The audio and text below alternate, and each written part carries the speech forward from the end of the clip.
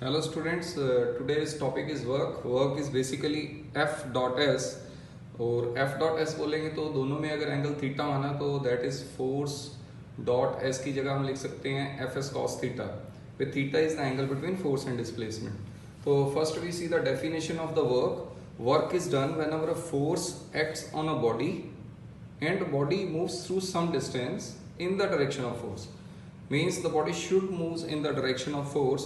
जहाँ मैं ये कह सकता हूँ, जैसे मैंने ये डायग्राम बनाया हुआ है तो ये फोर्स है और मैंने मान लिया डिस्प्लेसमेंट इन दिस डायरेक्शन है. फोर्स का वो कंपोनेंट जो डिस्प्लेसमेंट के अलॉन्ग हो वो लाइफ कंपोनेंट माना जाएगा फोर्स का. यानी F cos theta is the component which do the work on this body. क्योंकि इसका जो दूसरा कंपोनेंट है वो ऊपर की तरफ है, that is F sine theta.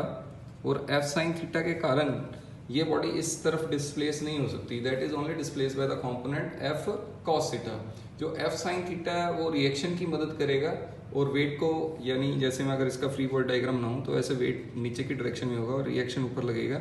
यानी मैं ये कह सकता हूँ इन दिस केस जो एफ साइन थीटा प्लस जो रिएक्शन है वो वेट को बैलेंस कर रहा है और एफ साइन थीटा कंपोनेंट ने रिएक्शन को कम कर दिया है. ठीक है, लेकिन जो वर्क है ना, फोर्स का कंपोनेंट जो वर्क कर रहा है वो एफ कॉस थीटा, की एफ कॉस थीटा इसको इस तरफ डिस्प्लेस कर रहा है. यानी हम ये कहेंगे जो वर्क डन है वो बेसिकली क्या होता है, F cos theta into displacement. ठीक है सर, ये चीज समझ में आ गई. Where theta is angle between force and displacement. चलो सर, ये चीज ठीक है.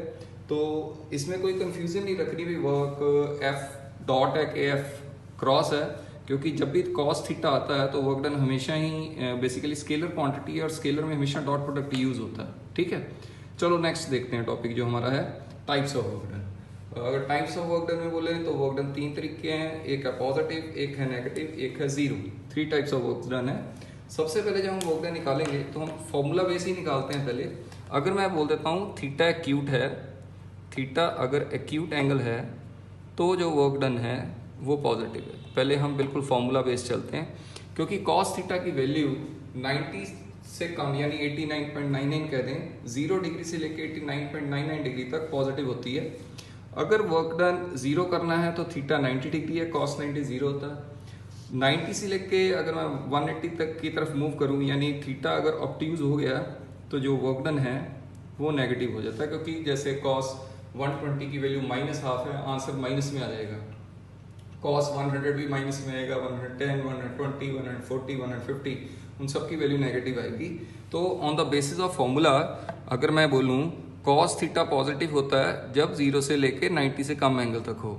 अगर कॉस 90 हो जाए तो वर्क डन जीरो, कॉस 90 से ज़्यादा हो जाए तो वर्क डन नेगेटिव हो जाएगा, कि कॉस थीटा नेगेटिव हो जाता है. तो अभी इन सब के एग्जाम्पल देखते हैं भाई positive work done, negative work done के हिसाब से. तो सबसे पहले पॉजिटिव वर्क डन, जनरल जो हम वर्क डन करते हैं वो वर्क डन पॉजिटिव ही होते हैं. जैसे मैंने मान लिया जैसे एक हॉर्स है, कार्ट को पुल कर रहा है तो हॉर्स जिस तरफ जा रहा है कार्ट भी उसके पीछे पीछे आ रही है, यानी दोनों की डायरेक्शन सेम है. जब जनरल मैं बात करूं, अगर ये मैंने एक बॉडी एज्यूम कर ली, मैं इसको इस तरफ फोर्स लगा रहा हूं और ये डिस्प्लेस भी इस तरफ ही हो रही है, यानी दोनों में एंगल जीरो है, तो वर्क डन क्या होगा, positive. And work done maximum होता है जब थीटा जीरो हो, ये भी याद करना आपने. If theta is zero work done is maximum, work done is maximum. चलो सर, ये भी चीज समझ में आ गई. इसके अलावा जैसे कोई भी आप चेयर को खींच रहे हो या कोई लॉन रोलर है, जैसे मैंने ये बॉडी ले ली, आपने इसको इस तरफ खींचा, डिस्प्लेस इस तरफ हो गई, तो भी थीटा तो एक्यूट ही है, यानी वर्क डन क्या हो गया, पॉजिटिव हो गया. इसका जो नेक्स्ट एग्जांपल है, सपोज मैंने मान लिया जैसे मेरा ये मार्कर है, मार्कर को मैंने ऊपर उठाना है तो मैं अपने हाथ से जो फोर्स है ऊपर की तरफ लगा रहा हूँ और ये मार्कर भी ऊपर की तरफ जा रहा है, यानी दोनों में एंगल जीरो है, तो this work done is positive. चलो सर, ये चीज क्लियर होगी.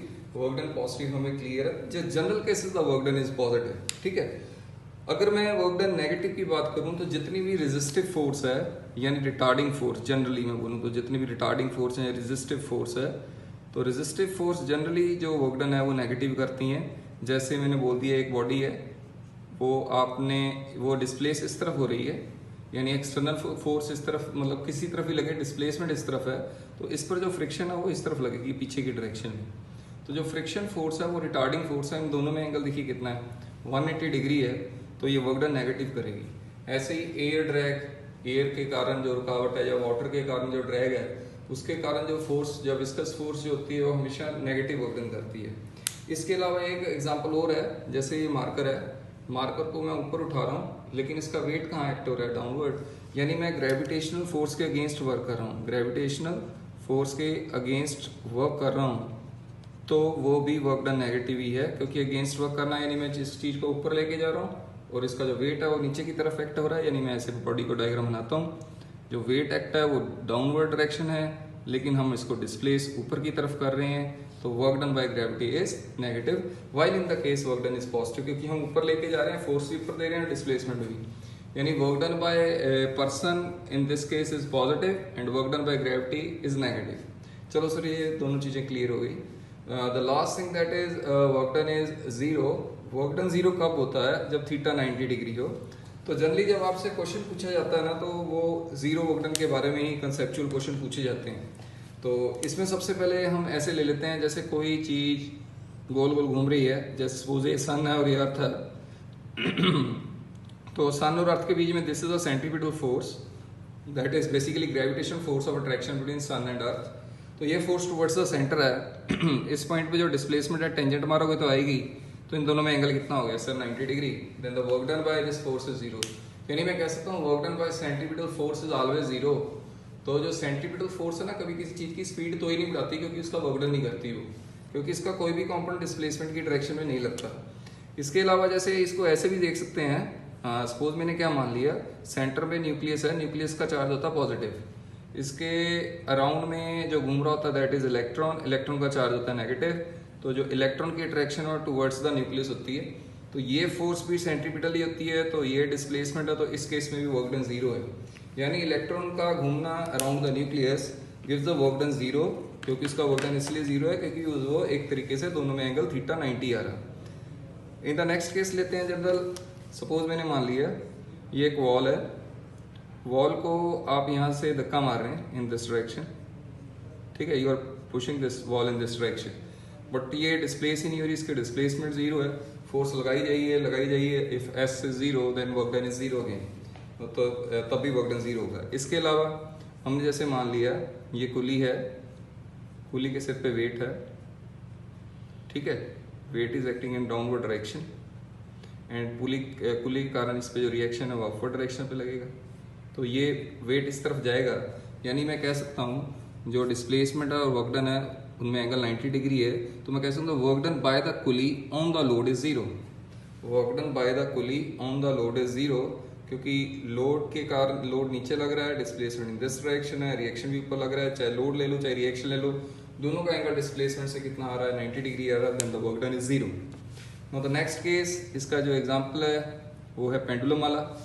पेंडुलम के हम जनरल मान लें, जैसे ये बॉब है, इस पर टेंशन इन दिस डायरेक्शन लगेगी और इसकी डिस्प्लेसमेंट, क्योंकि इसने यूं करके घूमना है, तो इस पर टेंजेंट मारेंगे, this is the direction of displacement and this angle is 90 degree. Then work done by tension in the case of pendulum is zero.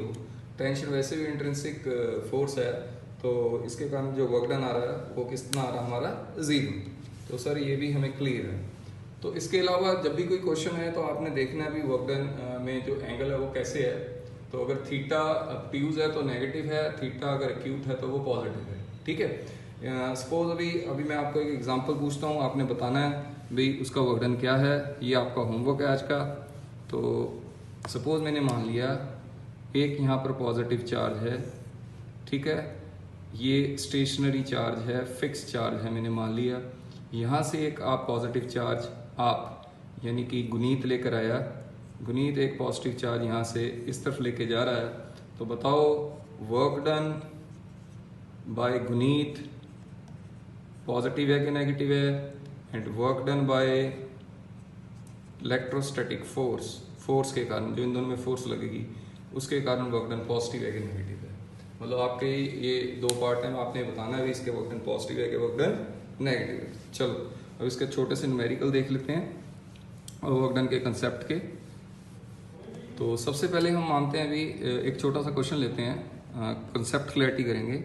एक पर्सन है जो बकेट को फोर्स अप्लाई कर रहा है, फोर्स 10 न्यूटन अप्लाई कर रहा है, ठीक है।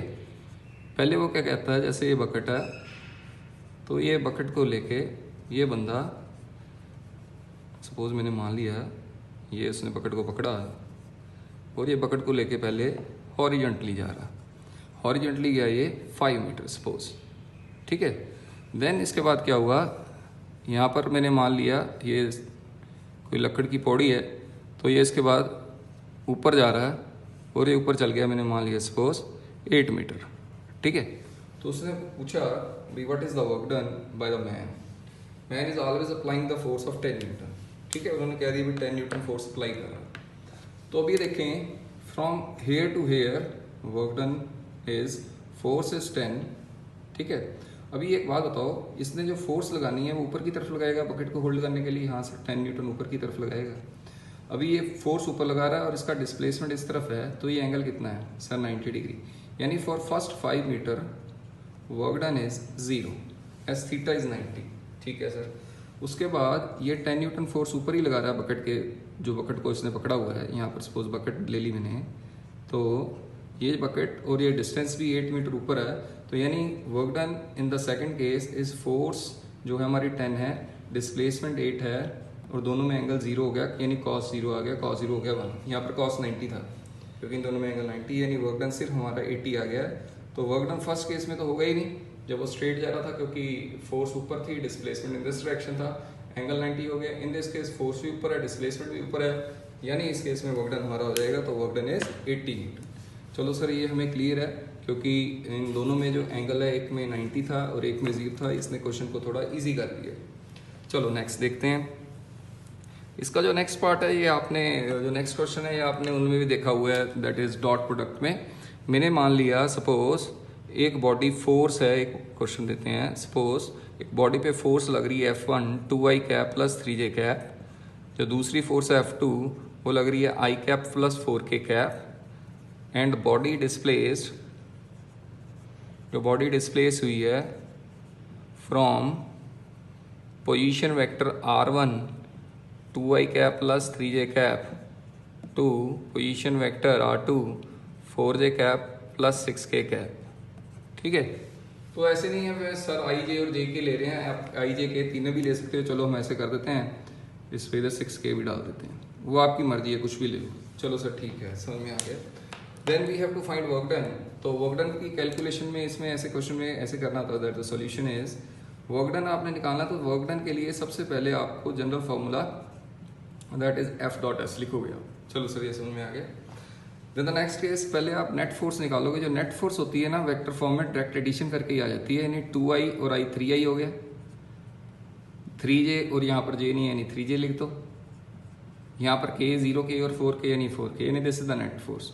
फोर्स हमने डायरेक्ट निकाल ली दोनों को ऐड करके। चलो सर ये क्लियर है। उसके बाद जो डिस्प्लेसमेंट वेक्टर होता है वो फाइनल माइनस इनिशियल होता है, तो ये फाइनल R2 है, ये इनिशियल R1 है, तो फाइनल माइनस इनिशियल I है नहीं, यानी 0 माइनस a करोगे तो -2i आ जाएगा, ठीक है। 4j माइनस 3j करोगे तो ये 1j आ जाएगा, 6k माइनस 6k करोगे तो ये 0 आ जाएगा। This is your displacement vector. तो sir what is the work done in this case, and work done is F dot S, we know the formula F dot S, dot product में i को i के साथ multiply करेंगे, यानी -3 2 जा 6 -6 आ जाएगा, 3 -3 -3 आ गया, k का इधर कोफिशिएंट ही नहीं है, 0 इंटू 4 0 एंड दिस -9 जब, ठीक है। तो this is the work done, this is the work done is negative in this case, ठीक है ना। तो नेगेटिव वर्क डन हो सकता है सर, ये हमें क्लियर है, तो ये वर्क डन नेगेटिव हो सकता है। चलो आगे देखते हैं। एक आपकी बुक में ऐसा क्वेश्चन है जो अपथ्रस्ट के रिगार्डिंग है, तो वो मैं पहले आपको एक चीज़ समझाता हूँ, उसके बाद में आपको क्वेश्चन दूंगा। क्वेश्चन नहीं सर सॉल्व करेंगे, क्वेश्चन आप खुद सॉल्व करोगे, ठीक है। व्हाट इज, जब भी सपोज ये मैंने मान लिया ये कोई लिक्विड है, ठीक है, ये कोई बॉडी है जिसकी डेंसिटी रो और वॉल्यूम v है, इसकी डेंसिटी रो और वॉल्यूम v है। जो लिक्विड है, जो लिक्विड की डेंसिटी मैंने ले ली वो सिग्मा है, sigma, this is the density of this liquid, I suppose this is the container, तो जो लिक्विड की डेंसिटी है वो सिग्मा है। तो इसका जो वेट है ना वो एक्चुअल वेट से कम हो जाता है, इस वेट को हम कहते हैं एपरेंट वेट। एपरेंट वेट, जो एपरेंट वेट होता है उसको निकालने का तरीका होता है एक्चुअल वेट माइनस अपथ्रस्ट। तो इतना तो सबको मालूम ही है, जब पानी में हम जाते हैं तो क्या लगती है सर, अपथ्रस्ट लगती है, जिसकी डायरेक्शन ऊपर होती है। यानी देखो ये वेट है वो नीचे एक्ट होगा, अपथ्रस्ट ऊपर लगेगी, यानी जो एक्चुअल, ये एक्चुअल वेट है, actual wait in downward, this is upthrust. तो एक्चुअल वेट माइनस अपथ्रस्ट क्या होता है, एपरेंट वेट होता है। तो चलो सर हम कैसे एक्चुअल वेट, क्योंकि जब पानी में बात करनी है तो जब वेट है तो वो तो एपरेंट ही लगेगा। सपोज मैंने इस बॉडी को ऊपर 5 मीटर लेके जाना है तो वर्क डन क्या होगा, एपरेंट वेट इनटू डिस्प्लेसमेंट, ठीक है। फिर एक्चुअल वेट थोड़ा नहीं लगेगा क्योंकि उसका वेट तो कम हो गया।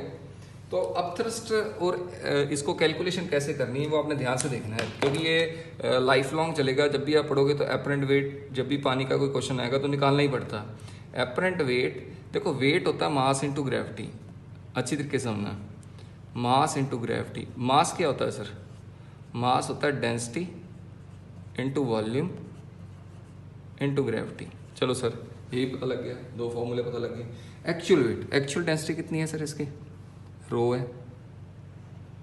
एक्चुअल वॉल्यूम कितना है सर, वी है। जी कितना है सर, जी है। This is actual weight, we have to calculate the value of actual weight. What is upthrust, upthrust का क्या फॉर्मूला वो साइड में लिखते हैं। Upthrust is weight of liquid displaced. Body से कोई मतलब नहीं होता अपथ्रस्ट को, ठीक है, बॉडी से कोई मतलब नहीं है, लिक्विड से मतलब है जिस पानी में वो गया हुआ है। जितना वो बॉडी को डिस्प्लेस करेगा उस हिसाब से वेट ऑफ लिक्विड डिस्प्लेस्ड आ जाता है। तो जो वेट ऑफ लिक्विड डिस्प्लेस्ड है तो वो फॉर्मूला तो वही लगेगा वेट का सर, डेंसिटी, पानी की डेंसिटी सिग्मा है सर जो डिस्प्लेस हुई है। वॉल्यूम देखो ये जितना खुद है, जितना इसका खुद का वॉल्यूम है उतना ही पानी इधर उधर होगा ना, क्योंकि पूरा डिप्ड है, तो वॉल्यूम डिस्प्लेस भी वी है। और जी, ये वॉल्यूम डिस्प्लेस का ये आपको एक्चुअली समझ में आना चाहिए। देखो अगर ये पूरी डूबी हुई है, जितना इसका वॉल्यूम है उतना ही पानी का ये वॉल्यूम इधर उधर कर देगा।